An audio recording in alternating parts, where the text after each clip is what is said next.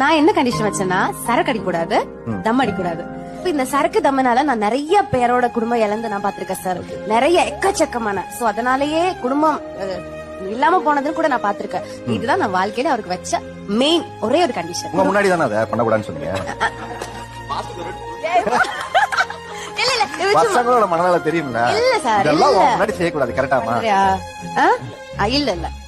So என்ன காரணத்தை கொண்டு நமக்கு அது வேண்டாம், சரக்கு தம்ம நம்ம வாழ்க்கையில வேண்டாம் அப்படின்ட்டு ஃபர்ஸ்டே சொல்லிட்டேன் சார். அதனால இப்ப மாத்து பாருல, நீ இதெல்லாம் பண்ணா நானே இருக்காது அப்படிங்கும் போது கண்டிப்பா நம்மளதானே பிடிக்கும் அவருக்கு. லவ் நம்மளதானே பண்றாரு. சோ அதனால நம்ம நானே குதிச்சிருவேன், நானே இல்லாம போயிருவேன் நீங்க இதெல்லாம் பண்ணீங்கன்னா அப்படின்னு சொல்லிட்டேன். அப்புறம் சத்தியம் எல்லாம் வாங்கினேன்.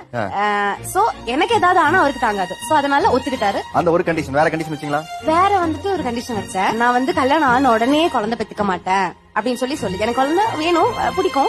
ஆனா கொஞ்ச நாள் எனக்கு டைம் வேணும். ஏன்னா நான் பிசினஸ் பண்ணணும், சம்பாதிக்கணும். அவர்